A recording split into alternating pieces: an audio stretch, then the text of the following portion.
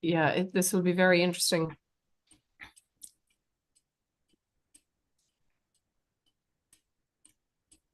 Okay, it's slowly but surely coming. Here we are. Okay. Okay, so welcome everyone. I'm delighted you joined us on this hot and humid evening. As you can see, I'm in the kitchen in the American Irish Historical Society here in New York, and we're joined as well by our sister organization, the Irish American Heritage Museum up in Albany, New York. So delighted to see some of the members up there. And some of our new members down here in New York. We've been giving these talks now since 2020. And I have to say, you're not the first, Kathy, that has spoken about Tammany Hall, but this is the first talk we've given on Richard Boss Croker, who's an intriguing character. And I love the fact that you're going to redeem him. You know, he has as a lot of the Tammany Hall leaders, a lot of them have a kind of a bad reputation. But Terry Galway, one of our board members here in New York, and who has spoken at the museum many times, also has kind of redeemed Tammany, and in his book Machine Made, he makes a very persuasive case, I think, that they were quite a progressive organization and fulfilled a need for immigrants that were not just Irish, of course, here in the city, but immigrants and working class people when there was no system of social welfare. So Exactly. they were, quite a progressive organization. So Kathy has a hugely long and distinguished career. She's received her bachelor's degree in music education from Fredonia State University and her master's in arts education at Stony Brook. She is also an innovative creator, educator, and a composer and writer. She holds active teaching certifications from various states in theatre and music education. She has had the pleasure of studying as well as working with notables like Carrie Chapin, Peter Perrott, Sarah David Wilcox, Paul Leddington Wright, and Ted Vigil. And I kind of alluded to it there. After decades of working on her genealogy, she discovered that Richard Croker is her great great granduncle. So, which is actually, you'll probably just talk about it, but the family situation was kind of sad at the end of his life. You know, his, I think, first wife maybe died. He gets remarried. And I believe his children were disinherited. So Kathy, you might fill us in on that too. It'll pop up. So I'm going to mute myself and disappear. Kathy's going to make a presentation for about, 30 minutes ish. Those of you who are live with us online can use the Q&A or chat feature. Usually Q&A definitely works. The chat, it has been a bit awkward in the past, but we would be delighted to take questions from you guys afterwards as well. So thanks very much, Kathy, and take it away. Alrighty. Thank you all for coming out tonight. Um, Again, my book is called The Redemption of Uncle Richard Boss Croker, The Lion of Manhattan. And of course, he's been called a variety of different names, but the lion made sense to me. To take you back a little bit, but before I do that, this is kind of how the book is laid out. I talk about, and I find when I read a biography, I like to know the backstory. I like to know about their family. I like to know about where they live and how they were living, and then kind of share that as I move through the book. I find it intriguing to read. So I wanted to write a book just like that. What's the kind of book that I wanted to write? I want to write a book that is intriguing to me, that's interesting to me. I love history. That's kind of a sidebar interest of mine. And of course, ancestry. So if you notice, there's 15 chapters plus an intro and a prologue, and it goes through, and I'm going to walk this through you. I'm going to walk through this with you. His Irish roots, his passage to the United States, how they settled in New York, life in Shantytown. Once he stepped into the street gang and the political statesman, how that all happened, what his character was like. And as was mentioned before, I needed to find some redeeming qualities in him. I wasn't looking for it at first, and I did. I did find quite a few redeeming qualities in this so-called crime boss. Yes, he did rise from a young thug to a young politician. He did succeed into the Tammany leadership. I talk about family wealth, immigration, and blackmail. That did happen. His roots, what happened in the gay 90s, and his interest in, believe it or not, horse racing, as his father was very interested in that. Fortune, illiteracy, and dictatorship. That's another chapter. The Empire of the Tiger's reign. The cost of corruption and what it cost him ultimately. And then his two wives, Elizabeth and Beulah, and his children. I talk a little bit about them and their backstory, how he pursued this dream, but his ultimate exodus from the United States. And then a whole backstory of his retirement, his passing, and a twist at the end of the story. That was a shocking twist to some of the folks that have already read the book. So here we go. This book obviously is an overview of my family lineage, of a very intriguing individual. I have been working on my family genealogy for dozens of years. And during the pandemic, I had a bucket of time. And also, my children had given me a DNA package for Christmas one year. And I decided to give it a try. And that's how this whole thing exploded. I met some new cousins down in Texas, and it actually helped me to find my lineage to the American Revolution, which was ultimately my focus 40 years ago, looking for that. I talk about that in the book. And so that being the case, I was compiling all of this information about Richard Croker, just starting with a simple Google search. And then from there, finding newspaper articles, periodicals, and 2 books written about him. And each book investigates his character differently. And so I felt I wanted to investigate his true life story with redemption at the helm. So as I said, the biography begins in Ireland, way before Richard and his parents immigrated to the United States. It continues through his tragedies and triumphs, both out, in and out of the spotlight. And I am a political junkie myself. I am very fascinated with the evolution of our political structure. And I have noticed how the structure in many respects have modeled the past as well as changed very little from the designs of the formative Tammany bosses. And as spoken about so many times, the Tammany machine had its value back then. It gave structure to an unstructured industrial revolution. And so I go about talking about that in the book as well.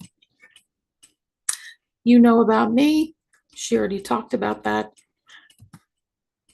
So Richard Wellstead Croker, Wellstead being his mother's maiden name, was born in 1843 and he passed away in 1922. And he was known as Boss Croker the Lion, an American politician who was a leader in New York, Tammany Hall.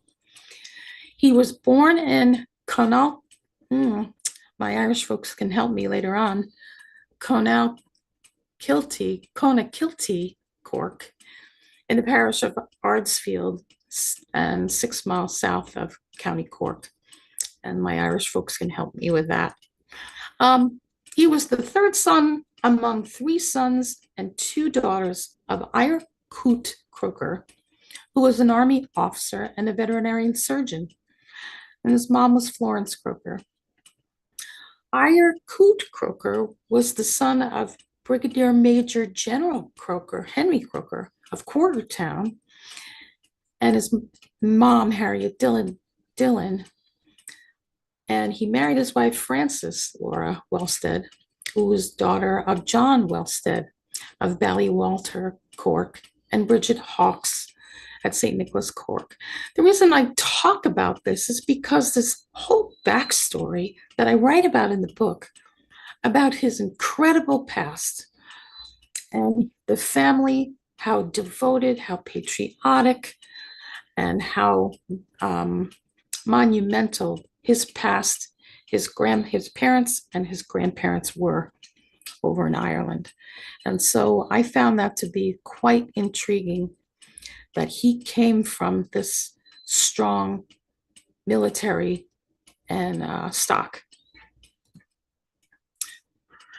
So I talk about that, his history and his relevance to the aristocracy and patriotism that they showed. And I love pictures, and so it was nice to be able to incorporate some photographs and illustrations all through my book as well. Eyre and his wife had 5 sons, right?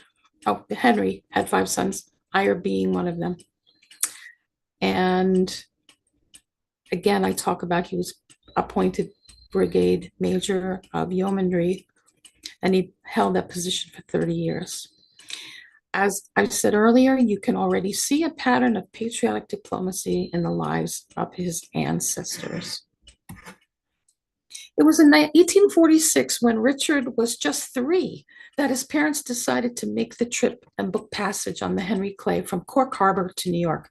I have been to Ellis Island, and I can't imagine what life was like back then, coming over from with small children, having nothing, and then trying to start a brand new life here. I can't even understand it. Can't wrap my head around it. It was their hope that they would give this new country a new generation of optimistic and eager rail workers, farmhands, housemaid soldiers, and maybe a few politicians. He didn't originally expect to make his home in New York, because once he got there, he found an absence of police, a lot of crime, a lot of street gangs, and no formal drunkenness, prostitution, and no organization, and no plan for all these immigrants. No plan. There was nobody running the ship. And however, there was a runner when he arrived in New York Harbor. He had menacing intentions, however.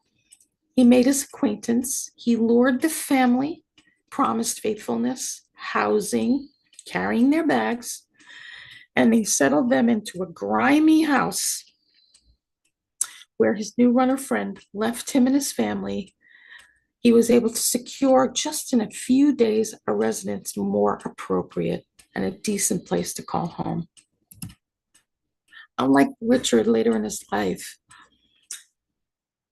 diligence, they were considered law-abiding citizens and diligent and respectful.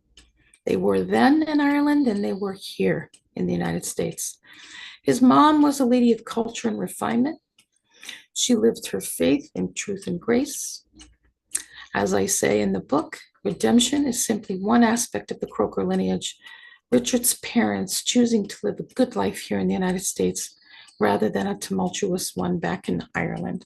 And like I say, I talk about that in the book, why they moved, what was going on in Ireland back then, and what was the driver for them to move. He was a forgotten man until Mayor John Lindsay, who I was alive for, where he kind of demolished Tammany Hall. He was the man that did that. However, with a few variations, Richard Croker's life and time has always been presented to us as a rise to success, and notice for his mob boss leadership for Tammany Hall. I found that these versions appeared in just a few books written about him, as well as some periodicals and newspapers, and they always depicted him as the monster of Manhattan. There was always these myths surrounding him. his unscrupulous interactions in politics, his estranged wife, his honest graft favors, his rags to riches, to demoralization and back to riches, have pretty much been enshrined in these books and articles I've read. But I found through my research that other biographers have overlooked many aspects of my Uncle Richard, including his finances, his patronage to Tammany Hall and to the church, his good nature, his prosperity in politics, his even keel, and his many friendships during his lifetime, big name friendships. Compared to his depiction by many authors, Croker appears more than not a crook, a true son immigrating with his hard-working parents to the New World from Irish roots, was primarily interested in making an honest difference in society, as his parents taught him. I do, in the book, provide credible evidence that Croker earned a well-deserved living early on. Yes, he had a few vices he liked to spend his money on. Who doesn't? And other than his younger days, never really close to destitution. During his darkest years, after wrongly being accused of killing a man, believe it or not, he was able to pull himself out of those depths of ruin and rebuild his life. Again, quite the crime story.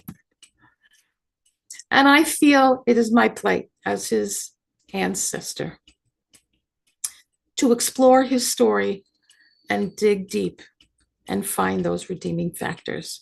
And that was the driver in my spending the pandemic time and diving into this man.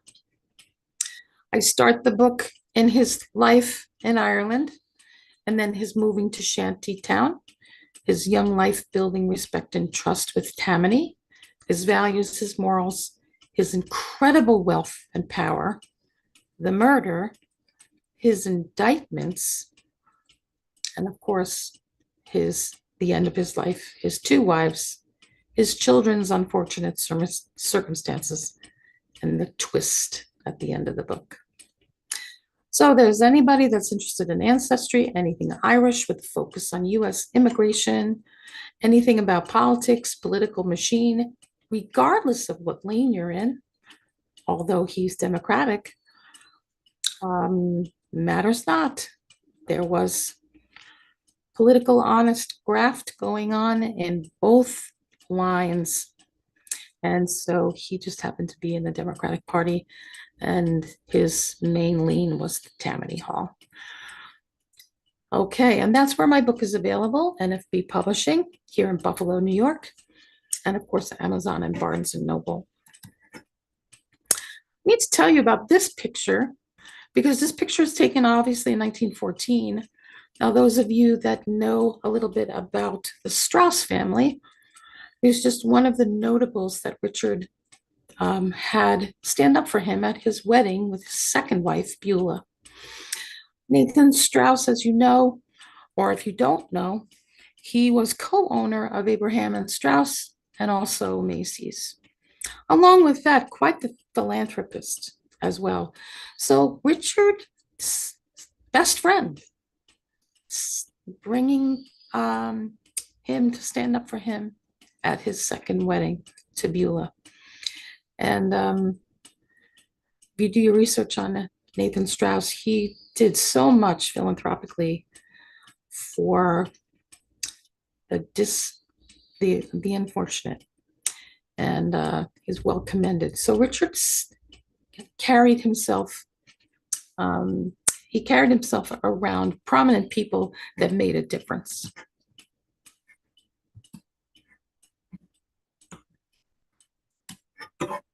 Okay.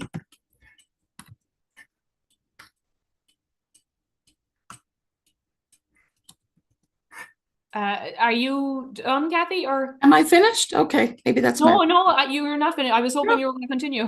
Was that your last slide? No. No, I don't think so, but for Oh some... yeah, good. Keep going, sorry. Yeah, but I don't understand why it's not going.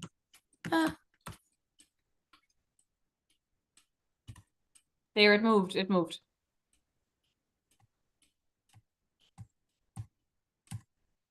Okay, I guess I did them all. Yes, I did. I did all the slides. So, can you go into some detail, about maybe the charges of corruption? I suppose, people are interested in the salaciousness, and then you can tell us the true story. We just need more detail, like about his family life, and but I'd be particularly interested in what exactly he was sort of accused of. And maybe if your research showed that some of that was like an anti-Irish bias, or there were other forces in the city at the time who were maybe jealous of the power of Tammany Hall. He's the third, generation. If we look at Boss Tweed and honest John Kelly. So what was going on in New York politics that made Tammany, and particularly Boss Croker, such a target? Well, taking a few steps back, when he started, when he was living in Shantytown and he went to school in New York, he was a kind of a big burly guy, kind of a quiet persona, but he had a stance about him. He was a very strong boy. And so his teacher kind of made him a truant officer. This is where it all started. Made him a truant officer and asked him to find students that didn't make it to school that day. And he would leave school, and in one specific instance, a gentleman by the name of Bobby, that's as far as I got, was playing hooky from school, and his unauthorized job was to find him. Well, he found him in a tavern. He tried to talk him back to coming back to school, and he refused. Now, the teacher was very specific and said, please don't handle him. Don't put your hands on him. If he doesn't come back, just come back and let me know, and I'll let his father know tonight. And his father, well, there's fireman, policeman. He was in the lane, and he certainly didn't want his child not going to school. But this boy, Bobby, was not coming with him, so he did use a little bit of force, because when he got back to school, he brought him along. Both of them were covered in blood, and their clothes were tattered. And the father of Bobby found out about this, but this incident showed the students and the other people at the school just what a tough guy this person is, and he's not going to give up. If you told me to go find someone, I'm going to find them and bring them back. It's kind of how that started. He also belonged to the Fifth Street Tunnel Gang. And back then, there were gangs that were malicious, and there were gangs that were not malicious.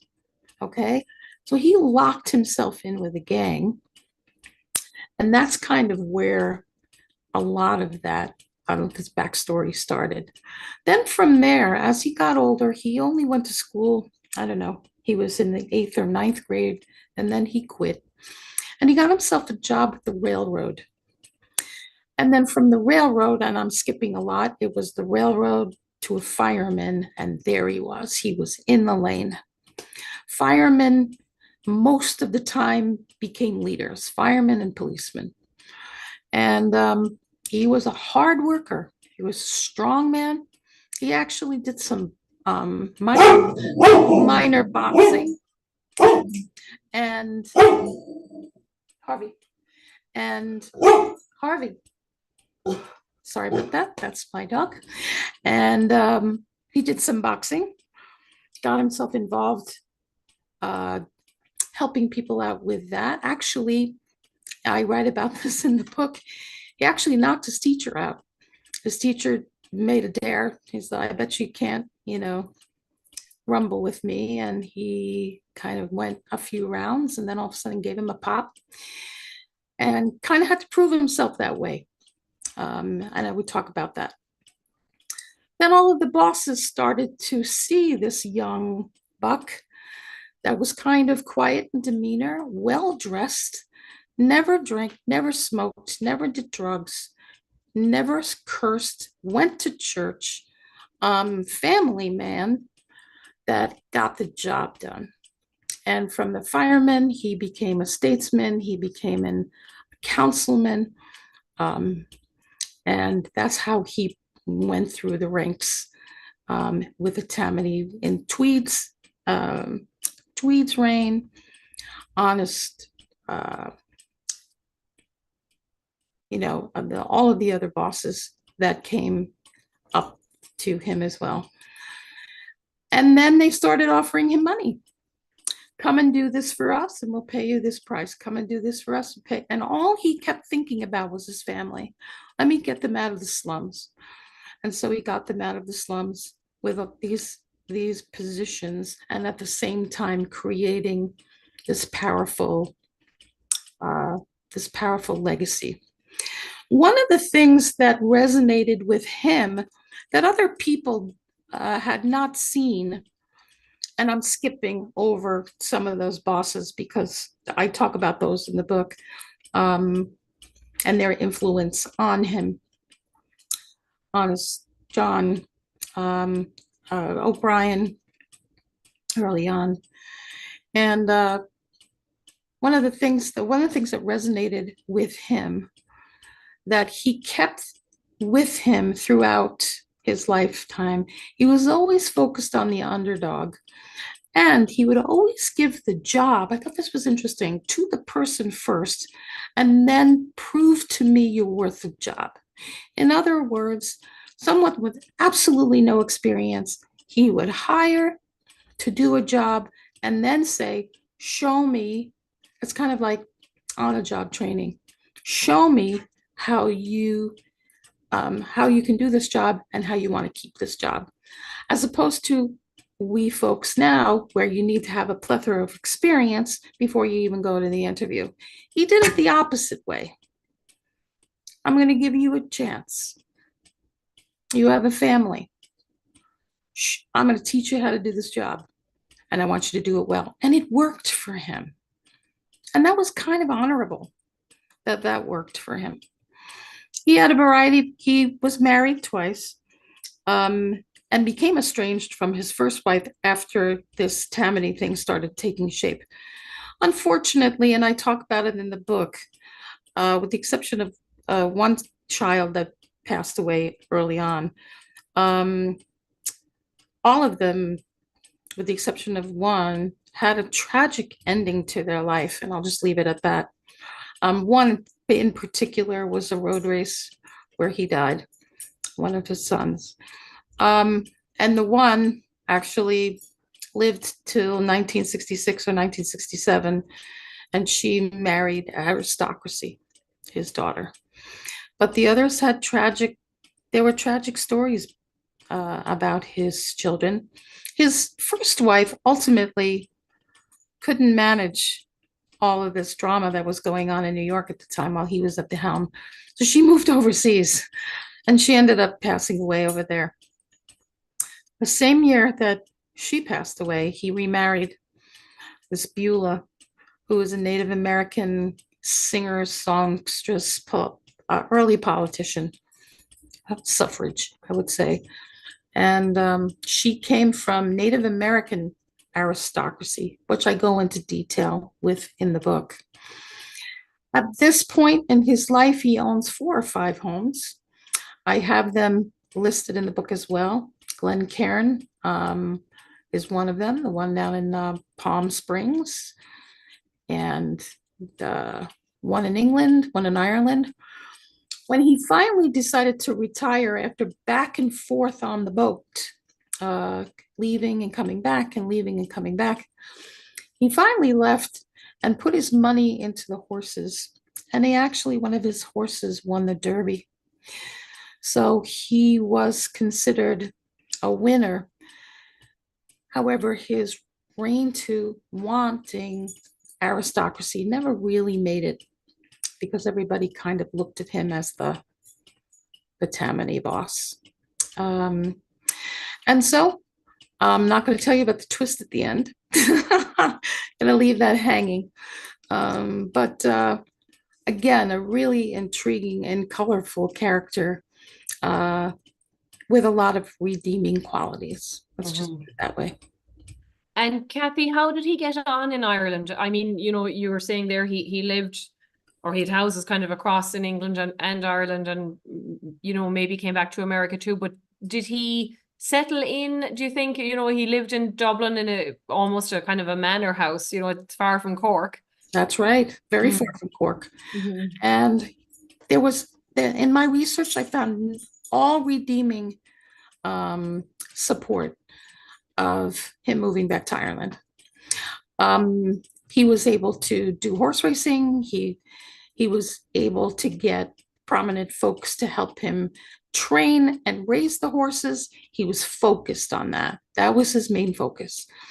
And he was able to find the folks in Ireland that were able to give him that opportunity. He was very happy over there. He actually would retreat over there many times when things got hot. And there were 3 indictments that he went through, and one ICE situation, that's all I'll say, that when things got tough, he took a boat overseas. And that's what I found in my research. And when it got hot, he got out of the kitchen. And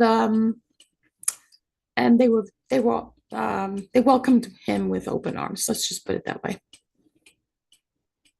And so I suppose, the same question kind of goes for England. I wonder, he must have kind of run into some of the same attitudes here, this kind of Catholic Irish New Yorker who had come, as you said, like not for money, and then, inherited a lot. So in America, as we know, in the Gilded Age, kind of there was a lot of distaste, for the nouveau riche, or this new money.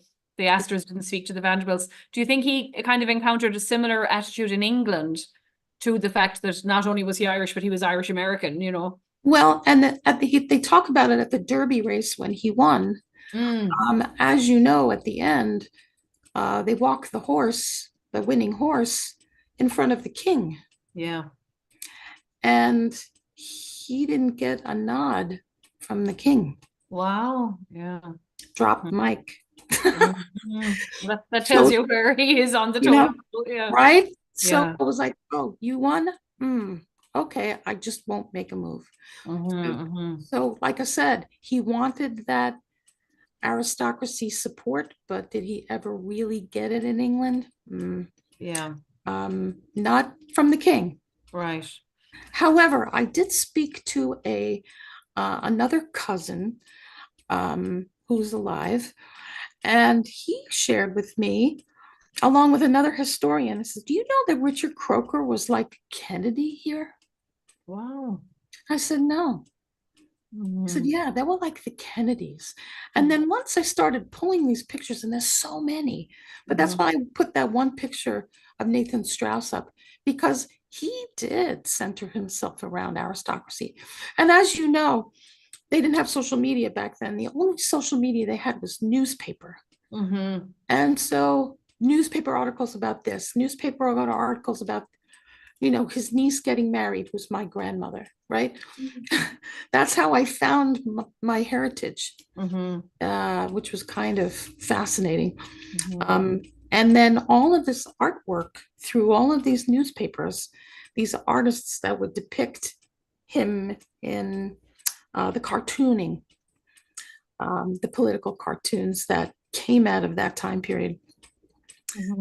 So, and Kathy, did your family talk about him? Like, did your nana or your mom tell you stories? No. Was it because he was seen as a black sheep, or because there had been kind of a falling out emotionally from the family, like separate from the PR? Well, my father it's my father's line, right? The Caton line. And it was his mother. And we never talked about his mother's link. We knew about his dad, but we never knew about his mom. And it wasn't until I was doing that ancestry research that I found she was the link to Brigadier John Meade down in Connecticut in George Washington's army, which was I was able to get an application with the Daughters of the American Revolution because of that link. It was his Mhm. mom who nobody had talked about. Mhm. She kind of disappeared, Wow. and we only knew about his father and not his mother. My Mhm. father was ultimately pseudo adopted by his aunt and uncle when he was a teenager, along with his sister. And so it was not something that you discussed. Yeah. Wow. And that's just the way it was. Mhm. Mhm. And of course, then with him went the story, Yeah. And Yeah. so I had to find the story myself. Mhm. And that's how I was able to find her and then find her mom, a wannabe debutante Yeah. who kind of tossed her kids out, which was not nice. Mhm. Never really found her way. Mm. And my Aunt Ellen's middle name is named for her. Mm. Her name is Grace Warren. And she was in the newspaper all the time. Mhm. She was arrested. She threw her And you kids said out. she was Croker's niece. Yep, Okay, yeah. Mm. she was my great grandmother. Okay. Yeah. And so, I mean, her story sounds as fascinating as his in a way. That's going to be the next book. Well, after I finished this book, I found more. That as uncover, I just found Yeah. more and more little tentacles of this and little tentacles of that. Mhm.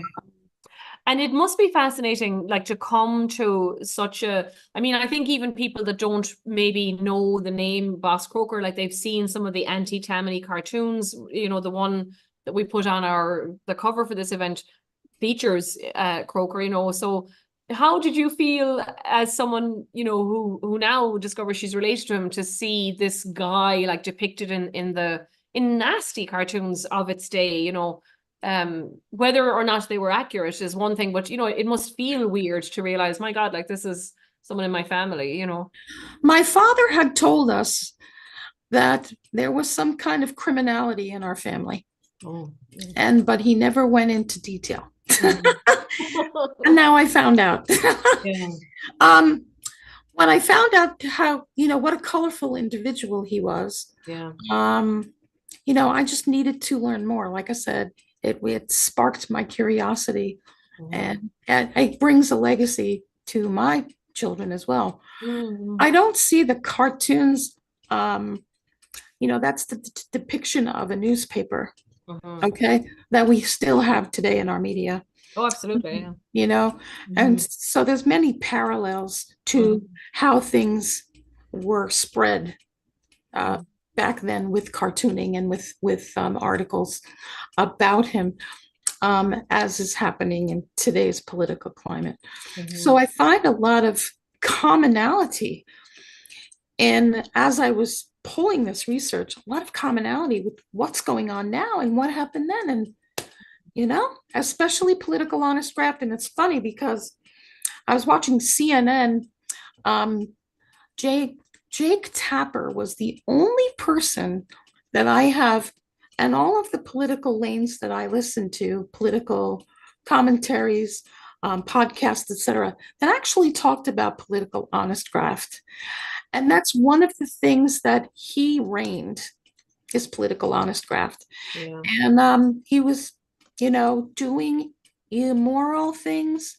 They're not illegal, they're just immoral. Yeah. And then bringing all of that, to the forefront of how our politicians get away with it, Mhm. right? And it happened then.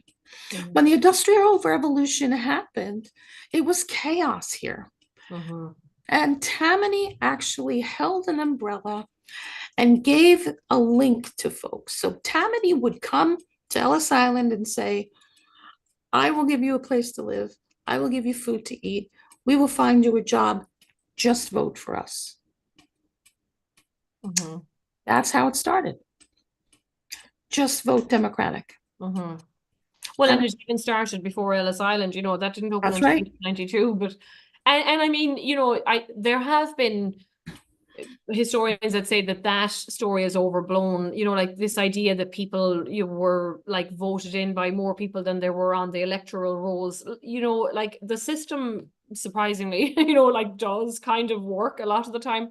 But it's fascinating to think we're coming into those kind of, you know, elections and Yes. files and counting and registers and who can vote. Like, you know, you had to establish, and I mean, I think it was probably easier because I always find Irish Americans are quite funny, like, oh, my people came in the right way, or but no, and there was no way to come in really, you know, like it's not like you couldn't fudge your paperwork in the 1880s or the 1850s when there was no paperwork, you know. So like I think we should be more mindful of that, like that actually you could easily lie about, you know, you had to pretend you were here for 5 years, but if you knew somebody down in the district office or whatever it was, you could, you know, claim that you lived here for That's 5 years. right. And of That's course, right. women didn't bother or couldn't vote, so they're not registering, you know, and so I think, you know, sometimes it's overblown, but sometimes we Irish Americans forget that we were also beneficiaries of a system where it was quite easy to like, you know, Mhm. expand the rules, you Yes. know. Yep. I Yeah. agree. I agree. So, I mean, it's a fascinating. Was there any particular part of the Tammany Hall during his tenure in particular that you thought, like, you know, some of the legislation they passed or things that they got involved with that you thought were particularly good, you know, as opposed to negative? Like he got in trouble. He avoided being arrested, right? And you know, he didn't spend He time in was jail. arrested. He was He put in was arrested. jail. Yeah. He was put in jail for shooting that man. Oh yeah, yeah. I But forgot about once he went to trial, they acquitted him Yeah. because he never carried a gun. Mm. And so when they had witnesses come to the stand and say he could not have shot him because he never carried a gun. Mm-hmm. Mm-hmm. This was a law-abiding citizen, and that was part of his MO. Yeah, yeah. This man Well, went and I to think it church. was the corruption a lot, you know, the Lexo committee and all that. Um, so Lauren says the 1880s and 90s were marked by a great amount of labor unrest. Yeah, and that's what I was kind of alluding to. Did you come Right. across any information about his involvement in Tammany's response to this unrest? And if so, what did it reveal? Uh, well, all of those investigations, um, they were spot on, Mm, but he got off, and that's the Democratic um, way. mm-hmm. Um, he was investigated for uh, the ICE situation, which is holding ICE hostage back then. Mm, ICE was a commodity, um, and he played games with that. So that says in the books I've read, yeah, right. right? And it's called the ICE scandal. Mm, But that and the three indictments, yeah, I do believe that he was probably guilty in all of them. mm-hmm. But he had strong people around him, and in one instance, he just took off and left, and they kind of forgot about it. Mm-hmm. And the other ones just kind of faded by the wayside, and he was acquitted on the murder. Right. And now Lawrence was asking about labor. So like I think he was in charge, you know, during the Triangle factory fire. Yes, We know like that Tammany responded actually very well. Al Smith and people like Big Tim Sullivan, you know, mhm, investigate all of every factory like in the state. right, Um, I suppose New York, you know, we didn't have the Haymarket kind of issues with these anarchists that San Francisco and Chicago had. right. But did you look at his attitude to labor disputes in particular, or these strikes that are happening in the early 20th century? No, I don't think so. I don't think I talk about that in the book per se. Okay. Mm-hmm. I didn't It was focus. more his own personal sort of end Yeah, of the story. Yeah. yeah. Thanks, Lawrence. Not yet, but that is interesting. Like it was an interesting time, I think, for Tammany. Certainly, other machines like you know Chicago, had issues, you know, with these, and even New York. You know, I think the Triangle Factory fire changed attitudes a lot, among Irish American cops and things who had beaten Yep. up those girls on Hmm. strike, you know, the winter Right. before. Um, so does anybody else have any questions while we're here? You can use the Q&A feature down here or the chat. Did you get a sense, Kathy, of at the end of his life, how he looked back on things? Like the personal relationships are interesting. That he disinherited his kids, and what was his attitude to family at that time? Well, he didn't disinherit his kids per se. Okay, After he passed away, his Beulah was his wife, the right? second wife, yeah. So she supposedly gets, he writes his will. He Mm. doesn't put any of the children in his will. Actually, one child gets a portion because she stayed in touch with him, Yeah, I read that. right? Yeah. And so the family fought her, and to the point of destitution. I mean, she became a very poor woman, losing pretty much everything and just went absolutely wacko bonkers and took the rest of the money and she was looking for pirate treasure. So she went from aristocracy, beautiful opera singer, aristocracy in the Native American culture, suffragette, you know, strong political strength down in Mhm. Palm Beach, to going on boats looking for buried treasure and having nothing Wow. to say for herself, Yeah. right? So that's the tragedy. I go into that pretty much into detail with that. Um, it's unfortunate because Mhm. back in the day, there's no prenup agreement. Here she gets everything, and the kids just, you know, they went Yeah. to I war and see. fought. They didn't win, but she lost money. Mm-hmm. Mhm. She lost a lot of money in lawyers' fees. Yeah. Mhm. Well, it's a very interesting way to look at such a mythical almost, not only the person but the machine. It has such a huge, I think, presence in Irish American and city politics. So to try, to get a glimpse into the man behind, this Mhm. machine is very, very intriguing. And I hope everybody will get your book. It's available certainly on Amazon.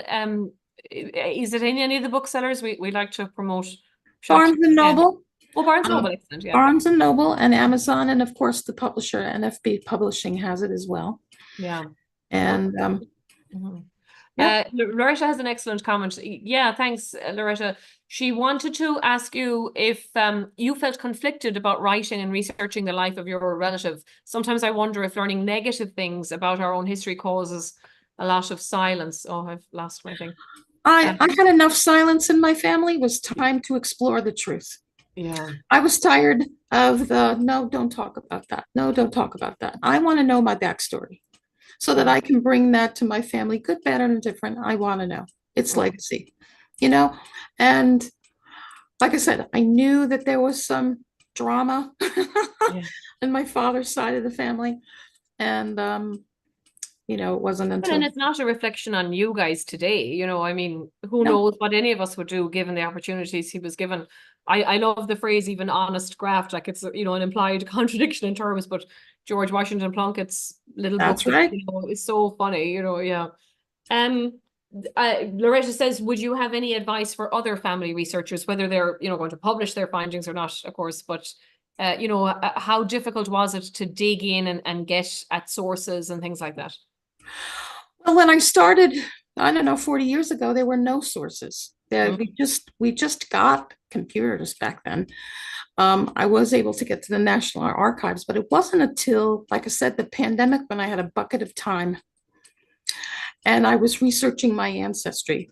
Mhm. Like I said, for my DAR certificate, to my application, where I stumbled upon him on the way down, right? Mhm. And stopped Yeah. and said, and then just was originally compiling information. And I have to tell you, there are other folks that I've spoken to that have already written books about their family history to then pass on to the next generation, whether it's online and they do the book online, whether they do it through one of the ancestry or one of the other sites, Mhm. so that the legacy continues and there's no question about what happened back then, right? Mhm.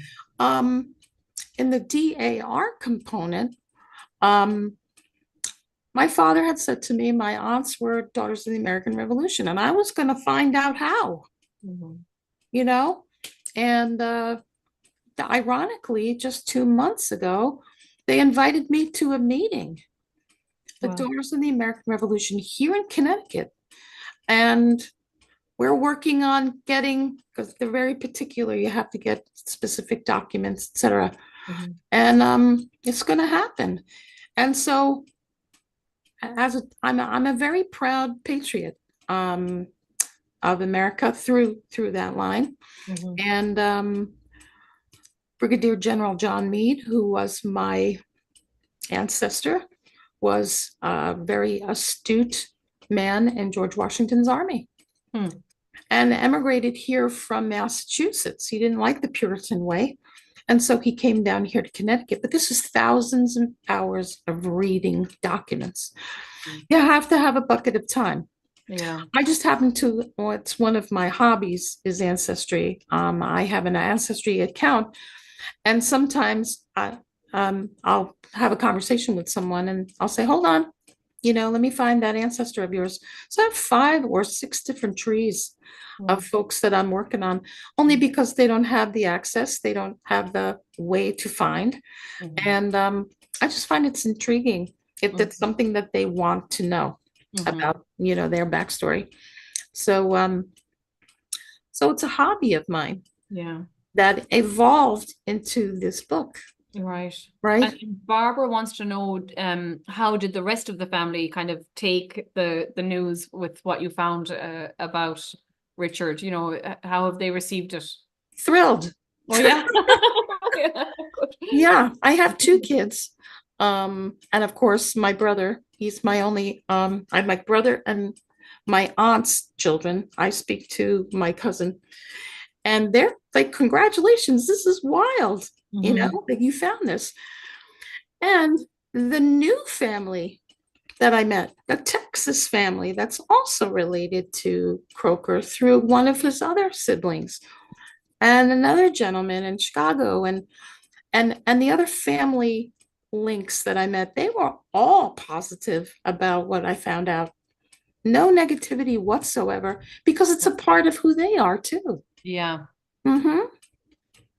Well, I think this was absolutely fascinating. As I say, it's intriguing to get the personal story behind such a myth. And I hope, other people have skeletons in their closet that they're not afraid to share. Yeah, and I Yeah. think I had a historian in New York City read this, and I have his review in my book. And I Mm, did talk to a few other people, and they said, you know, you're Richard Croker's niece. yeah. Like, I didn't realize what a statesman he was Hmm. until I spoke to people that knew about Tammany. Hmm. Had no idea. I'm a music teacher, Yeah, right. right? Yeah. Well, he's Tammany is certainly, I think, inbuilt into New York. And, again, you said at the start, you're into the politics. I think we all are, even though it's maybe an exhausting year to be into politics. So Yes. we'll see where we are in November. Yeah. Barbara said, thank you very much for a very interesting presentation. And absolutely, I echo that. Thank you all for tuning in and watching. We're not doing too much for the next couple of weeks. We're back on July 30th with a presentation. Ooh, I forget what it is. I think it's about Ireland and 1776. It is. It's the Irish kind of contributions to the revolution and the war of independence. So we look forward to seeing you then. And yes, Loretto, hopefully see you. We're in also talks, to start. We are open for tours in here, but we're hoping to have some exhibitions open. So we'll update you on that as that happens. And Albany, of course, is open Wednesday through Sunday, the museum up there. So thanks very much, everyone. And thank you, Kathy. I really appreciate your Thank time. you. Thank you. And everyone, buy the book and we'll see you soon. Yes, thank you so much. Thanks, everyone. Take care. Good night.